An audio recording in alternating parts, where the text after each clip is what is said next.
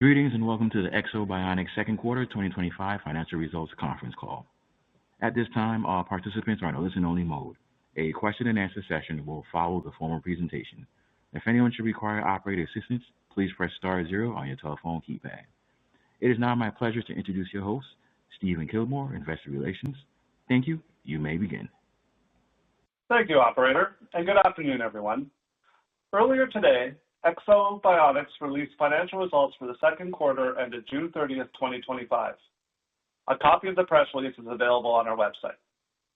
I would like to point out that management will make statements during this call that include forward-looking statements within the meaning of the federal securities laws, which are made pursuant to the safe harbor provisions of the Private Securities Litigation Reform Act of 1995.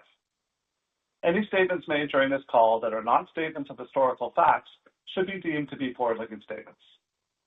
All forward-looking statements, including statements regarding our business strategy, future financial or operational expectations, our ability to close on delayed customer sales, our expectations of the regulatory landscape governing our products and operations, are based upon management's current estimates and various assumptions.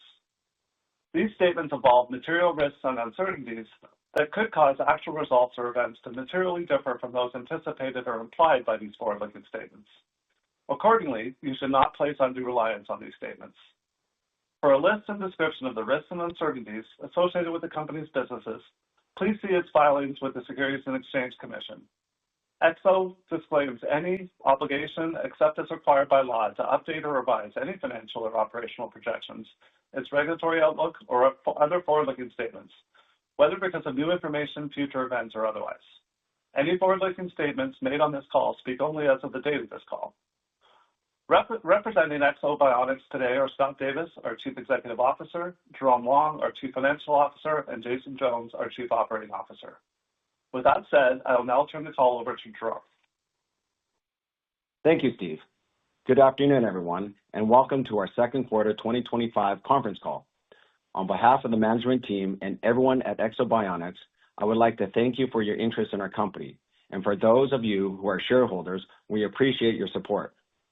For the benefit of those who are new to the Ekso Bionics story, I would like to take a moment to summarize our business. Ekso designs, develops, and markets exoskeleton products that augment human strength, endurance, and mobility. The primary end market for our exoskeleton technology is healthcare, where our technology primarily serves people with physical disabilities or impairment in both physical rehabilitation and mobility. We operate as one operating and reportable segment with two markets: enterprise health and personal health. Our legacy enterprise health product consists mainly of our EksoNR device, which is a wearable robotic exoskeleton specifically designed to be used in a rehabilitation setting to assist individuals recovering from both acute and chronic conditions. And our newer Ekso Indego personal device is a wearable lower extremity powered exoskeleton that enables certain individuals living with spinal cord injuries with the ability to stand and walk independently. Both products also include the sale of support and maintenance contracts. I will turn this call over to Scott in a moment for an update on our commercial activities and growth plans. However, before I do, I would like to provide a brief summary of our financial results. To streamline things, all of the numbers I will refer to have been rounded, so they're approximate. As we mentioned in today's press release, we experienced abnormal weakness in the second quarter of 2025. The company recorded revenue of $2.1 million for the period, compared to $5 million for the second quarter of 2024. This was primarily driven by what we believe are short-term delays in completing certain multi-device enterprise health sales, and was offset partially by higher Ekso Indego personal device sales. As Scott will discuss shortly, we are working to get back on track for the second half of the year and beyond. Gross profit for the second quarter was $800,000, representing a gross margin of approximately 40%, compared to a gross profit of $2.6 million and a gross margin of 53% for the same period of 2024. The change in gross profit was driven by a decrease in revenues associated with our enterprise health devices, partially offset by an increase in revenues associated with Ekso Indego personal devices, and a reduction in service costs.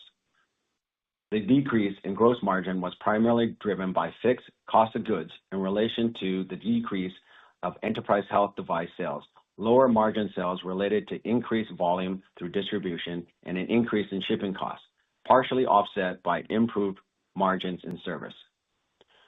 Operating expenses for the second quarter of 2025, which consists of R&D, G&A, and sales and marketing expenses, were $4.8 million, a 4% improvement from $5 million for the second quarter of 2024. Net loss applicable to common stockholders for the 2025 second quarter was $2.7 million, or $1.24 per basic and diluted share, compared to a net loss of $2.4 million, or $1.99 per basic and diluted share for the same period of 2024. As of June 30, 2025, the company had cash and restricted cash of $5.2 million. That is it for my summary of our second quarter 2025 results. Please see our Form 10-Q filed earlier today for further details regarding the results. I'll now turn the call over to Scott. Thank you, Jerome, and good afternoon, everyone. I'll cut to the chase. Our second quarter revenues were disappointing. As Jerome noted, we believe this was a temporary setback driven mostly by short-term delays in completing two significant multi-unit enterprise health device sales that were anticipated in the quarter. As we discussed on our last call, we've also had a small percentage of U.S. customers impacted by loss of federal grants and/or concerns related to economic uncertainties who have pushed their purchases into later 2025 or early 2026. Nevertheless, we don't believe the second quarter revenue shortfall truly reflects the health of our current business, nor our prospects for the future. Several reasons are bolstering our confidence that we can get back on track for the second half of the year and beyond. First, we're confident that we will be able to close a significant portion of the deferred multi-device enterprise health sales prior to year-end. At the same time, we are capitalizing on continued enterprise health customer demand by recently signing a master subscription agreement with another major integrated delivery network. To help support that, we are constantly looking for ways to help us raise awareness, acceptance, and adoption of our exoskeleton technology within the market. A good recent example is our launch of Ekso University, a new virtual platform providing continuing education courses to physical therapists and physical therapist assistants across the country. While we believe Ekso University can generate incremental revenue for us, the greater value is represented through the program's ability to educate the neurological physical therapy community on a wide range of relevant topics and ever-evolving patient treatment options. I'm happy to share that we've already delivered our first official CEU certification to a Connecticut-based PT, coincidentally via a course entitled Benefits of a Personal Exoskeleton. In addition, the general trend of lower but steady growth in our more mature legacy enterprise health business is being increasingly counterweighted by the growth in personal health from sales of the Ekso Indego Personal. To put that into perspective, despite total revenues for the first 6 months of 2025 being down 38% compared to the same period in 2024, personal health product revenues grew by more than 50%. As I've said in the past, while the majority of our revenue in 2025 is expected to still come from enterprise health, we believe that we will continue to see increasing contribution from our personal health products during the remainder of the year and beyond. There are a few things driving that. First, as we've discussed in the past, CMS established pricing determination for our Indego Personal Exoskeleton in Q2 2024. This regulatory change created a significant opportunity to help Medicare enrollees living with a spinal cord injury by removing what has historically been a primary barrier to accessing our exoskeleton. Accordingly, we immediately set out to establish a go-to-market strategy aimed at notifying as many early physician and provider adopters as possible of the new CMS benefit category redetermination and fee schedule listing. Additionally, we began working closely with our extensive network of neurorehabilitation partners across the country, focused on educational efforts and on appropriate patient selection and process for patients prescribed an Ekso Indego Personal for the home and community setting. With that early work largely completed, we then shifted our primary focus from building awareness and providing customer education to advancing our scalable go-to-market strategy for the personal channel. One of the important changes we made was to engage Priya Healthcare, one of the leaders in market access services, which has been instrumental in the successful commercialization of over 300 medical devices. We are confident we made the right choice in partnering with Priya. Priya has been providing us with invaluable strategic guidance, leveraging its expertise to help us navigate the complexities of coding, coverage, and payment, thereby allowing us to more effectively put Ekso Indego Personal within reach of individuals who need this potentially life-changing, mobility-enhancing technology. On the distribution front, I'm pleased to report that in the second quarter, we received the first order from National Seating and Mobility, or NSM, our exclusive Ekso Indego Personal device distributor within the complex rehabilitation technology, or CRT industry in the United States. Also in Q2, we named Bionic P&O, a leading national provider of prosthetic and orthotic solutions, as our first O&P distributor. We're excited that they submitted an additional 3 patient claims for the Indego Personal exoskeleton to Medicare in the second quarter. Altogether, with Ekso's focused marketing efforts, we've now developed a pipeline of more than 45 Medicare beneficiaries that we believe are qualified candidates for Ekso Indego Personal in 2025. That's up more than 200% from where we were at the end of 2024. As a reminder, factors considered for the candidates to be represented in our pipeline include, among other things, Medicare enrollment, an appropriate indication for use, and medical necessity. And we again caution that we cannot guarantee that all of our pipeline will result in new claims submissions, occur before the end of this year, or ultimately be paid. Finally, we continue to innovate. In mid-May, we announced that Ekso joined a select group of medical device companies in the NVIDIA Connect program. NVIDIA Connect brings together emerging and established technology companies to accelerate product development and increase cost efficiency. Members gain specialized training, priority engineering support, and exclusive access to NVIDIA's advanced development kits, GPU platforms, and global ecosystem, helping facilitate the program members' ability to deliver next-generation solutions in AI and high-performance computing. While we believe our advanced exoskeleton technology platforms are already state-of-the-art, we're working to use the valuable tools and resources provided through this prestigious NVIDIA program to support a new strategic initiative to build a proprietary foundation model for human motion in physical rehabilitation, and to help develop and integrate related new AI capabilities across our portfolio of enterprise health and personal health devices. This aligns squarely with our mission of improving health and quality of life with advanced robotics designed to enhance, amplify, and restore human function. And we are walking the talk. Indeed, just 34 calendar days after announcing our acceptance into the NVIDIA Connect program, we revealed initial proof of concept in the form of a new AI voice agent designed for intelligent control of our legacy Ekso NR device. Ekso Voice Agent is being implemented on NVIDIA Jetson Orin Nano hardware developed with the NVIDIA Jetpack SDK and OpenAI tools for voice recognition. The proof of concept is configured as an edge AI system, which can run with or without connection to the cloud. While this initial proof of concept was with the Ekso NR, integration of new AI-powered capabilities into both our enterprise and personal health devices is a key pillar of our growth strategy. We are in the fortunate and enviable position of already having a repository consisting of approximately 350,000 patient sessions and over 15 million step-by-step data points, and that is growing by an additional 60,000 patient steps on average every day. The aim is to develop AI tools designed to leverage this proprietary data in order to help transform human-robot interaction. In other words, while the AI hardware is coming from NVIDIA and others, and much of the software is open source, we believe our large and growing database sets us apart, making us uniquely positioned to utilize AI to advance exoskeleton technology platforms.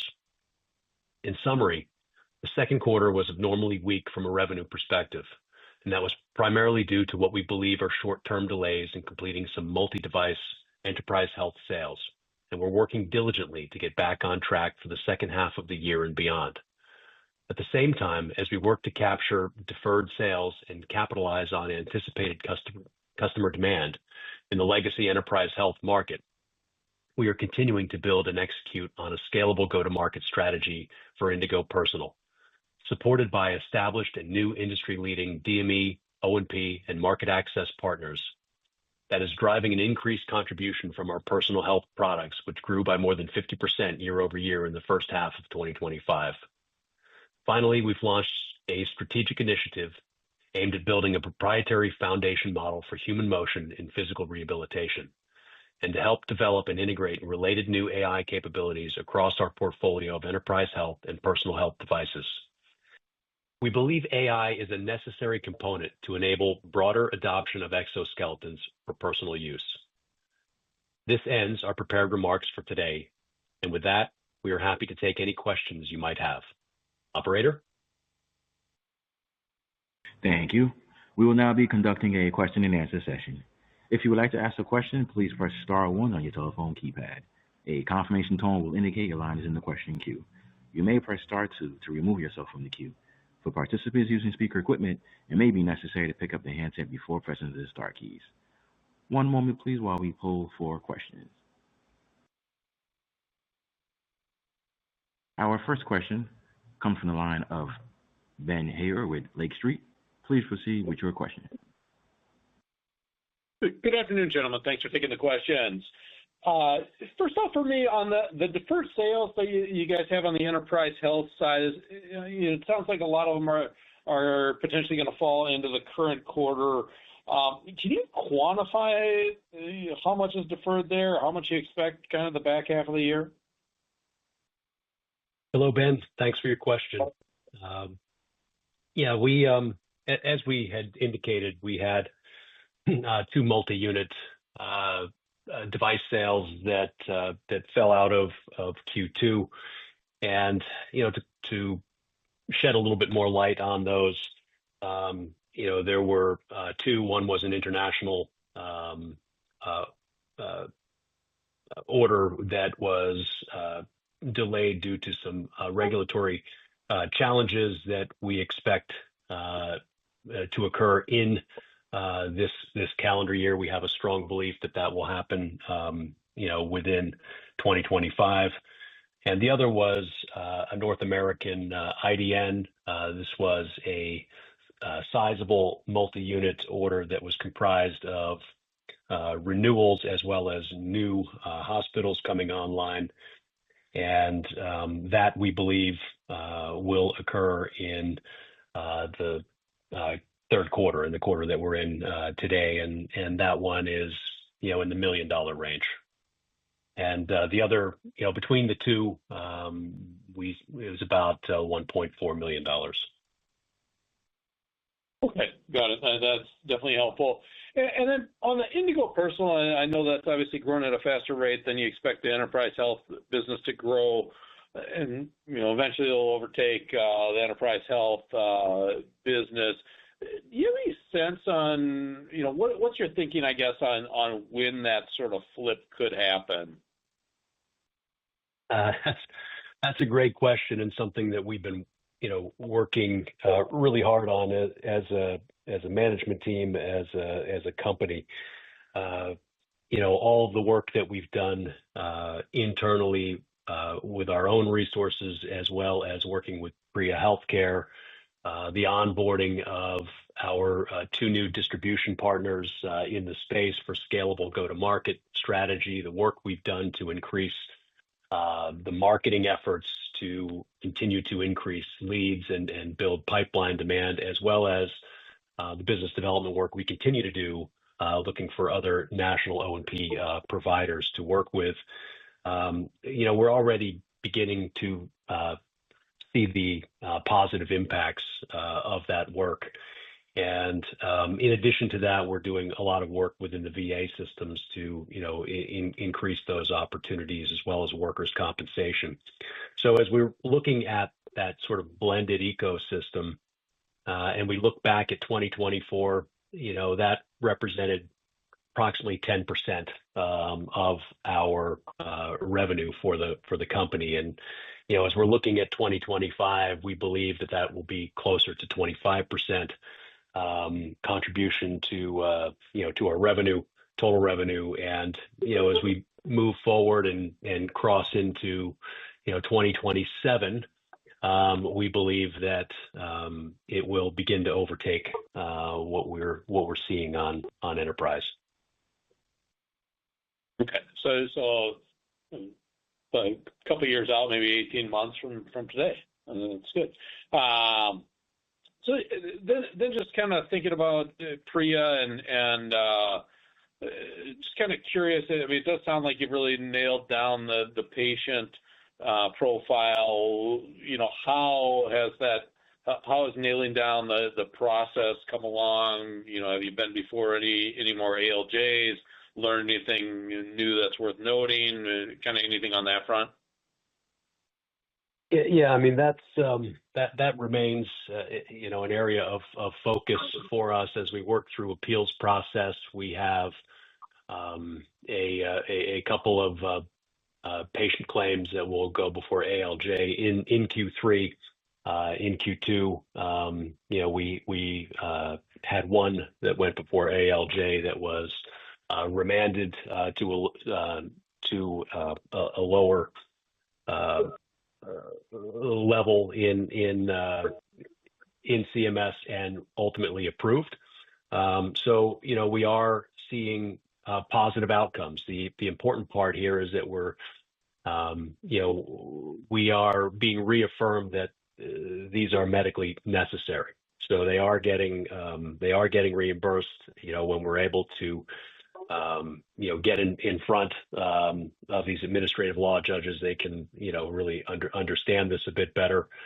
And again, this is a ramp up period. So what we're being very cautious with and working with our DME partners and O&P partners is to ensure that we're level setting expectations with patients and healthcare providers and ensuring that we're putting forth the best claims possible so that we can pave a way to these happening on a more routine basis. But with any new process, it takes a little time to prime it. But we believe that we're starting to make some good progress. Okay, got it. And then lastly for me on Ekso University, is that going to be something that is solely focused on exoskeletons, or are there, additional modules or, CE content that we're going to be putting in there? Yeah, great question.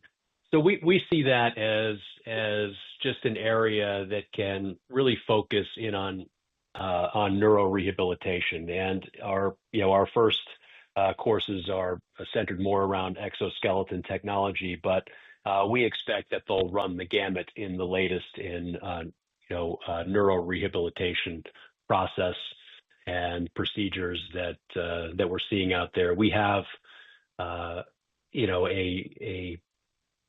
rich population of neuro PTs that are part of our ecosystem, that are contributors as we're developing these materials. So we have a lot to pull from as we're putting these courses together. So for us, it's purely about education, and if we can demonstrate and expose more people to what's possible with technology, all different types of technology, then we believe it benefits the entire industry. Okay, got it. Thanks for all the color, gentlemen. And, that's it for me. Thanks, Ben. Thank you. Our next question comes from the line of Swayampakula Ramakanth with H.C. Wainwright. Please proceed with your question. Thank you. Good afternoon, Scott and Jerome. Sorry, I've been on the call on and off. So just to understand, what's the new collaborations that you generated, to ensure smooth commercialization of the personal devices. How is that working out? And do you, when do you think that the growth will be meaningful based on these new relationships, just on the personal before we get into the enterprise I have a couple of questions there. Sure. Thanks, RK. As we talked about, today on our comments, as I had previously said, we're working diligently with industry partners, Priya, on just helping us navigate the nuances of market access and working with CMS, and not only us, but also being a resource for our partners, for our distribution partners, whether on the CRT side or on the O&P side, helping with the appeals process and really navigate and help us sort of build this new road brick by brick. So that has been helping us tremendously. The partnerships that we have developed with Bionic P&O and with NSM and with other large O&P providers that we're also building relationships with, we see that progressing, quarter over quarter. What starts slow with initial discovery and then getting those first patients through and initial claims submitted to more claims submitted the following quarter. We're seeing the progression. We're going from one to a handful to more through these partners each quarter. And today, a lot of the leads that we've been developing, have been ones that Ekso has created, but we're already beginning to see a bit of a shift through the ecosystem where, as we're out doing trainings and onboardings, out at the various rehabilitation sites, the sites themselves have patients that they want to bring in. These are our existing, maybe legacy customers who have used our technology for years, where the training happens, are beginning to identify some individuals who could use the technology, as well as our distribution partners through their own connections. We see this as a lead source that's just beginning to develop. So this truly is what we believe is a scalable process, working with best in breed providers, all focused on what we do best, to bring this technology out to the people who can use it most. Okay, great. And then on the enterprise sales, what do you think needs to be done immediately to manage to get back to growth, and how long do you think it'll take? Yeah. So, as I had said, we are certainly disappointed with the results of Q2, and to get back on track. I guess the good news in that is that we had a number of devices and two large deals in particular that are still on the table, very much on the table, and the North American IDN, which was over $1 million, in Q2, which we believe has potential for even more in Q3. We are bullish that we could pull that in Q3, so we don't view that as a lost deal, rather as one that's deferred. And we're continuing to work in our rich pipeline that we've developed over the years to help enterprise customers who maybe have had some budget interruptions, whether it's a loss of a federal grant or whether it's just concerns in their budget. We're working with them to identify potentially other options for being able to onboard the technology that maybe isn't leveraging a capital budget or leveraging a grant.